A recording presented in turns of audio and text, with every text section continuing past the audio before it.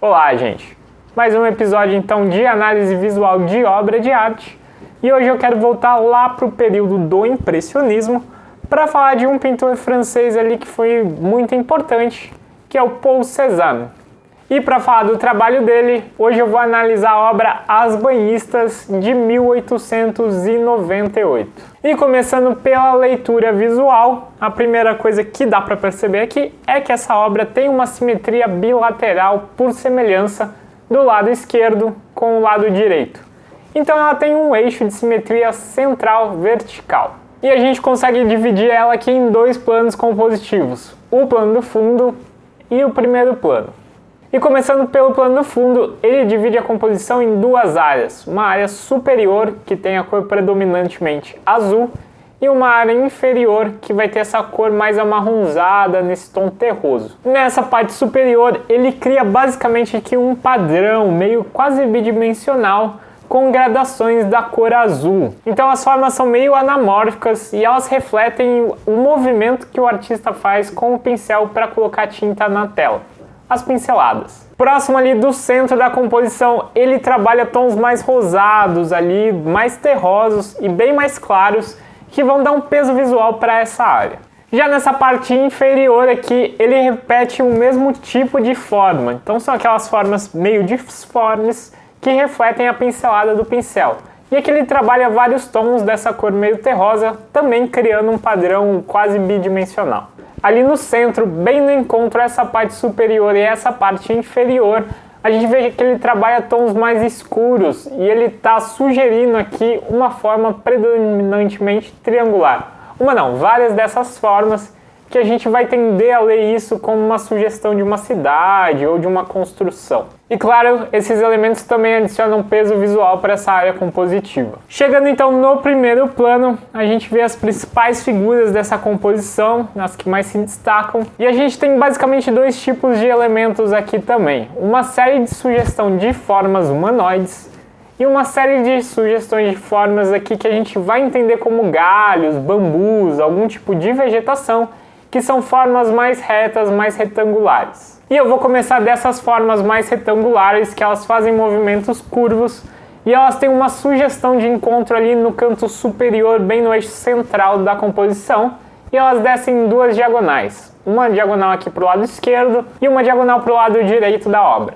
Essas diagonais elas vão sugerir para a gente esse movimento ascendente, e a pregnância de um triângulo. E justamente a base desse triângulo são essas formas humanoides aqui que ele trabalha. Olhando para essa forma humanoide e colocando um eixo horizontal aqui central na composição, a gente vê que tem duas cabeças que tocam esse eixo, uma do lado esquerdo e uma do lado direito. E repetindo essa dualidade de figuras posicionadas cada uma em um lado, ele vai criar na nossa cabeça aquela sensação de que essa obra é simétrica. Então, além dessas formas mais altas, ele trabalha mais duas aqui que a gente consegue perceber o corpo inteiro. Se a gente olhar bem para cada uma delas, todas elas têm quebra de continuidade e parece que alguma outra está sobrepondo elas, mas tem essas duas também que estão uma do lado direito e uma do lado esquerdo da composição, que elas estão desenhadas aqui de corpo inteiro. Essa série de figuras humanas também são predominantemente mais rosadas, ali num tom meio terroso bem claro, e isso dá bastante contraste com o resto da composição,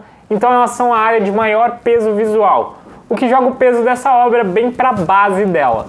Então o equilíbrio compositivo que o Paul Cézanne faz aqui nesse quadro é justamente jogar esse peso como uma base de fundação e propor pra gente essa simetria bilateral. E aí, passando por uma análise mais dos significados aqui dessa obra, ela é uma obra do impressionismo, porque ela está sugerindo pra gente essas imagens, ela está dando essa impressão através desse uso de cores. Então ela está indicando pra gente aqui a leitura através dessa percepção visual que ele faz com essas imagens. A gente perceber que cada uma delas significa ali com base na nossa referência visual. E a gente consegue chegar mais rápido ainda nessa leitura por causa desse nome da obra, As Banhistas.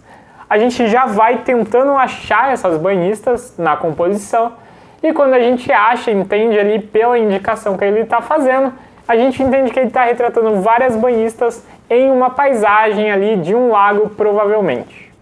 Então, basicamente, essa é uma obra figurativa do retrato de uma paisagem com figuras humanas. E quando eu penso no que essa obra me causa aqui de emoção, sentimentos que ela me desperta, ela me causa um tipo de bucolismo, um tipo de nostalgia. Olho para essa paisagem e penso assim numa cena campestre, com essas pessoas mais inocentes, tomando banho, fora dos problemas da sociedade. Penso nessa coisa bucólica. E agora eu vou contar um pouco a história do Paul Cézanne, que é um artista francês ali do período impressionista e começo do pós-impressionismo, e nasceu em 1839 lá em Provence. E ele é um desses artistas que deu sorte, então a gente não vai ver aquela coisa dele ser um artista pobre, que daí ficou rico ou sofreu e morreu pobre. Não, ele vem de uma família bem estruturada de banqueiros. E ele também aproveitou isso para poder se dedicar à arte nesse sentido mais vanguardista, de quebrar os padrões, já que ele não precisava da recuperação imediata ali do que ele estava investindo. Mas vir dessa família não deu só coisas boas para ele. Na verdade, ele e o pai tiveram ali uma desavença, um entendimento e quase um rompimento quando ele decidiu estudar arte em Paris. Mas com o tempo eles conseguiram trabalhar esse relacionamento e tudo ficar bem. E nesse período ali que ele tá com aquele estranhamento com o pai dele, é quando ele começa a tentar ir lá para Paris. Na primeira excursão dele, ele tenta entrar na École des Beaux-Arts, mas ele é rejeitado porque as obras dele são avaliadas como muito coloridas. E com isso ele retorna lá para a região de Provence, onde ele trabalha mais um ano ali no banco do pai e faz de novo uma tentativa de ir para Paris, mas agora ele vai com um contato. Com isso, ele acaba estudando ali na Académie Charles Suisse, mais ou menos por um ano, quando ele vai conseguir entrar no Louvre como copista. E com esses estudos ali de copista, ele vai melhorando ali o desenvolvimento da técnica dele. Em 1864, ele conhece a Camille Pissarro, o Renoir e o Monet. O Claude Monet, já fiz uma análise sobre o trabalho dele aqui no canal, tô deixando um card aqui em cima para vocês assistirem depois e um link na descrição do vídeo.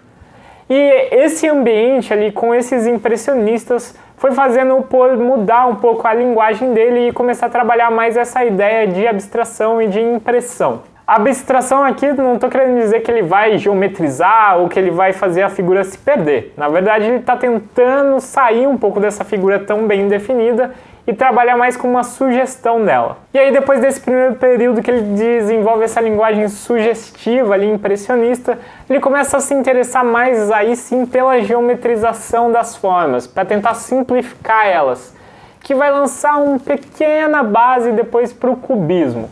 Por exemplo, nessa obra que eu analisei hoje, apesar de ter todo aquele fundo meio difuso, aquelas cores meio próximas que estão sugerindo formas, a gente tem aquele ponto que tem os triângulos sugerindo lá uma construção, né, ou várias construções, e a gente tem aquelas formas diagonais que são bem retangulares. Ele desenvolve essa linguagem ali em Paris mais ou menos até 1880, quando ele volta de vez para Provence e acaba vivendo lá até o fim da sua vida. E esse foi o vídeo aqui contando um pouquinho do trabalho do Paul Cézanne.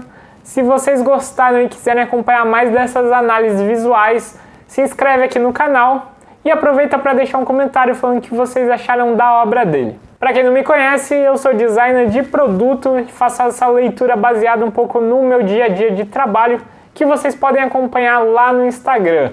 Então estou deixando aqui o @ na tela e um link na descrição e a gente se vê em breve por aqui.